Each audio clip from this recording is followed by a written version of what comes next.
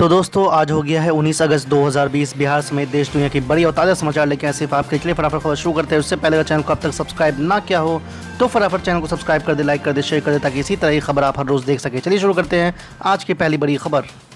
बिहार में इस साल के आखिर में होने वाले विधानसभा के चुनाव को लेकर सभी प्रमुख सियासी दलों ने तैयारी तेज कर दी है। हालांकि कोरोना के बढ़ते मामलों की वजह से कई पार्टियों ने चुनाव टालने की भी अपील चुनाव आयोग से की। इसके बावजूद इलेक्शन कमीशन की ओर से स्पष्ट कर दिया गया कि बिहार का चुनाव अपने समय पर ही होगा। आपको बता दें कि इस बीच चुनाव आयोग बिहार चुनाव के लिए अगले 3 दिन के अंदर गाइडलाइन तैयार करेगा। चुनाव आयोग ने जानकारी दी है कि विधानसभा चुनाव प्रचार को लेकर आगामी 3 दिनों में विस्तृत और व्यापक गाइडलाइन जारी कर दी जाएगी।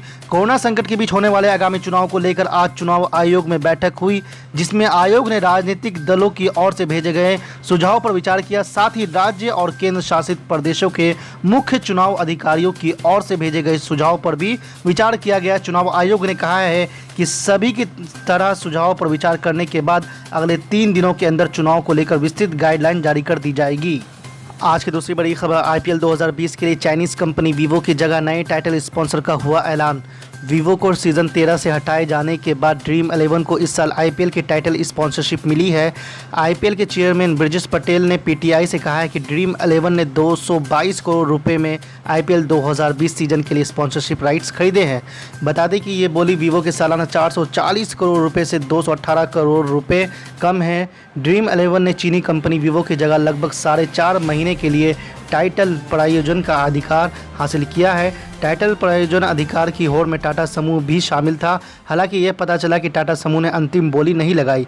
आईपीएल का आयोजन 19 सितंबर से 10 नवंबर तक इस साल संयुक्त अरब अमीरात में किया जाएगा। आज की तीसरी बड़ी खबर, बिहार विधानसभा चुनाव जैसे जैसे करीब आ रहा है, सियासी सरगर्मियां बढ़ती ही जा रही है। राजद ने दावा किया है कि जेडीयू के कई मंत्री और विधायक उनके संपर्क में है। राजद नेता भाई वीरेंद्र ने कहा है कि जेडीयू के कई नेता पार्टी से नाराज चल रहे हैं, वो राजद का रुख करना चाहते हैं। राजद की तरफ से हरी झंडी मिलने के बाद वो जल्द पार्टी में शामिल हो जाएंगे। भाई वीरेंद्र ने किसी का नाम तो नहीं लिया, लेकिन उनके बयान से ये साफ है कि विधानसभा चुनाव से पहले बड़ी सियासी उलटफेर हो सकती है। उन्होंने कहा कि बिहार के लोग अब युवाओं की सरकार चाहते हैं और सभी लोग तेजस्वी यादव की तरफ उम्मीद भरी नज़रों से देख रहे हैं। नीतीश के काम से जनता खुश नहीं है। बिहार में राजद के नेतृत्व में महागठबंधन की सरकार बनेगी। आज की चौथी बड़ी खबर, सुप्रीम कोर्ट ने पीएम केयर्स फंड को एनडीआरएफ में ट्रांसफर करने की मांग खारिज कर दी है। सुप्रीम कोर्ट के इस फैसले का स्वागत करते हुए केंद्रीय कानून मंत्री रविशंकर प्रसाद ने कहा कि पीएम केयर्स फंड से अब तक कोरोना की लड़ाई में 3100 करोड़ रुपए की मदद की गई है। इनमें से 2000 करोड़ रुपए का वेंटिलेटर खरीदा गया है। केंद्रीय मंत्री रविशंकर प्रसाद ने कहा है कि 50,000 वेंटिलेटर की खरीद की गई है, जो आज़ादी के बाद सबसे बड़ी खरीद है। प्रवासी मजदूरों की मदद के लिए 1000 करोड़ रुपए का आवंटन किया गया। 100 करोड़ रुपए वैक्सीन रिसर्च के लिए दिया गया है। PM cares fund public trust है और इसके हेड प्रधानमंत्री है। केंद्रीय मंत्री रविशंकर प्रसाद ने कहा कि पीएम केयर्स फंड में लोगों ने अपनी मर्जी से दान दिया है। पिछले 6 साल के दौरान मोदी सरकार पर कोई भी भ्रष्टाचार के आरोप नहीं लगे।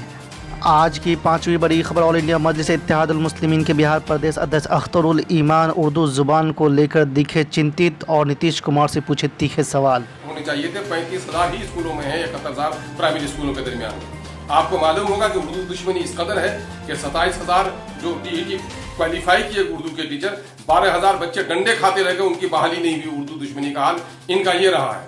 महकमे ताल्लुकात आमा का मामला ये रहा है कि बिहार सेक्रेटरीट में महकमे ताल्लुक आमा, वहाँ असिस्टेंट डायरेक्टर का पोस्ट सैंक्शन था। लगभग 14 पोस्ट सैंक्शन थे, रिटायर्ड करते गए और उसकी बहाली को कलअदम करार दिया गया और आज नतीजा हुआ कि वो डिफरेंट होकर पड़ा है। उर्दू दुश्मनी का मामला ये है कि बिहार असेंबली में गुलाम सरवर साहब के ज़माने में उर्दू सेक्शन कायम हुआ था, वहाँ पर भी असिस्टेंट डायरेक्टर हुआ करते थे रंग के, और आज भी वहाँ 1-2 किरानी ही बच गए हैं। ये है उर्दू दुश्मनी उनकी। अब इनका मामला ये है कि आम नस्लों से उर्दू को ख़त्म किया जाए, और ये लगभग उनका ही है। मैं 2019 का शिक्षा विभाग का जो उप सचिव है, उनके दफ्तर का एक लेटर है, संचिका नंबर 11 है, जिसको इन लोगों ने अभी 15/5/2000 में भी जारी किया है। उसमें इन लोगों ने ये इशारा दिया है कि साहब अब जो सीबीएसई पैटर्न पर पढ़ाई होगी तो उसमें जो साइंस के, हिंदी के, इंग्लिश के टीचर, इनकी बात तो कही गई है 5 सब्जेक्ट की, लेकिन उर्दू को अन्य भाषाओं के जुमले में रख दिया गया है। और उसमें एक साजिश ये है कि जहां 50-60 बच्चे होंगे उसी सब्जेक्ट के टीचर होंगे। अब उसमें भोजपुरी भी हो सकते हैं, है ना, दूसरी इलाकाई जबानें भी हो सकती हैं। तो नतीजा ये हुआ कि उर्दू का नाम भी नहीं लिया है, उर्दू का अलग कर दिया गया है। और ये करते क्या है, चोर दरवाजे से ये काम करते हैं। जिस तरह आपको मालूम होगा कि 2012 में इन लोगों ने सूरज नमस्कार को करवाने के लिए ऐसे चोर दरवाजे से इन लोगों ने मामला किया था। हमें ताज्जुब है कि उर्दू की रोटी खाने वाले, उर्दू के वोट से इलेक्शन जीतने वाले ये नुमाइंदे दलाली कर रहे हैं और उर्दू की हिफाजत की बात नहीं कर पा रहे। मैं बहुत दर्दमंदी के साथ ये बात कहता हूं कि लाल किला की फसलों के टूट जाने से, बार बार ये जुमला मैं दोहरा कर कहता हूं कि लाल किला की फसलों के टूट जाने से और ताजमहल के पारा पारा हो जाने से भी हिंदुस्तान में उर्दू आबादी का कोई नुकसान नहीं हो सकता है। ये तारीखी नुकसान हो सकता है, माजी की अजमत और माजी की शान का एक तारीखी नुकसान हो सकता है। लेकिन उर्दू जबान अगर मिटा दी गई तो हमारी नस्लों का नुकसान होगा, हमारी नस्लों का नुकसान होगा। ये हमारी मैंने ये समझिए कि नस्ल कुशी का रुझान है ना। हमारे लोग हैं, अभी जाकर के बिहार सेक्रेटरीट में उन लोगों ने मेमोरेंडम दिया है, वजीर आला से भी इन लोगों ने बात की है, हम लोग मुसलसल लड़ाई लड़े। मुझे ताज्जुब है कि किशनगंज के हमारे जज्जू के कुछ लीडरान हैं और जो बात ये करते हैं कि पेशानी पे काले आदमी ने लिख दिया घोड़े लाल, तो क्या वो घोड़ा हो जाता? ठेला चलाने वाला अपना नाम अगर धनीलाल रख दे तो क्या धन हो जाता है? कुछ लोगों ने गाड़ी के बोर्ड में उर्दू लिखकर समझता है कि हम बिल्कुल शहीद में फंस गए। अरे नीतीश बाबू, आपके लोगों ने तो चिराग को विद्वान मान लिया, बड़ी बधाई। कालिदास तो बहुत बड़े विद्वान थे ना जनाब। चलिए, आप स्वीकार तो किए कि चिराग विद्वान है, आपको धन्यवाद। लेकिन जब मोदी ने आपकी सच्चाई दिखाई दुनिया को तो आप कुछ नहीं बोले। चिराग पासवान या रामविलास जी को या क्या कमजोर समझते हैं? दलित को क्या समझ लिया? 100 में 90 हमारा और 90 में 30 दलित। तो दलित को आप क्या कमजोर आप समझने लगे हैं क्या हिंदुस्तान में? और आप शुरू हो गए। पहले तो सत्ता पक्ष और विपक्ष, विपक्ष के बारे में तो कुछ कहना ही नहीं है। भगवान कांग्रेस को तो शुद्ध बुद्धि दे, रघुपति राघव राजा राम, और कांग्रेस को शुद्ध बुद्धि दे भगवान। हे कांग्रेस मैया, अब तो बिहार बचाओ। कब तक अनुकंपा पर जियोगे? कब तक? और विपक्ष के बारे में कुछ बोलना ही बेकार। हर चीजों को वो पिकनिक समझते हैं। ये बच्चा का निप्पल नहीं है पत्रकार जी, समझे? लाशों लाश है।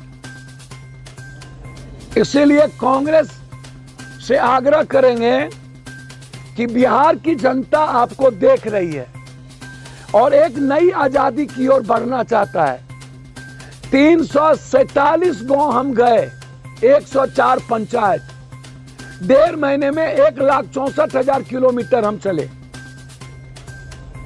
लगभग अभी तक 45 से 55 लाख लोगों से हम मिले। हर बिहारी बिहार में 30 साल के महापाप और कुकर्म से निकलना चाहता है। हर यूथ, हर गरीब और हर फार्मर और बेटी सिर्फ एक ही सवाल करता है, पप्पू यादव बचा लीजिए। मेरी जिम्मेदारी है, इस बिहार को मैं मजबूत विकल्प दूंगा ताकि 30 साल का महापाप जो नर्क बना दिया को निकाला जा सके। 30 साल बनाम 3 साल, 3 साल में बाढ़ से मुक्ति, 3 साल में बिहार एशिया का नंबर 1 बिहार।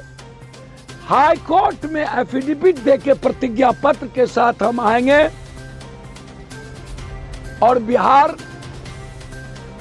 को इस नर्क से निकालने का प्रयास करेंगे।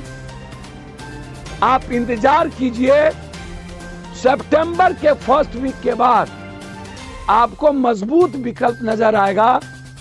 एनडीए, यूपीए भूल जाइए।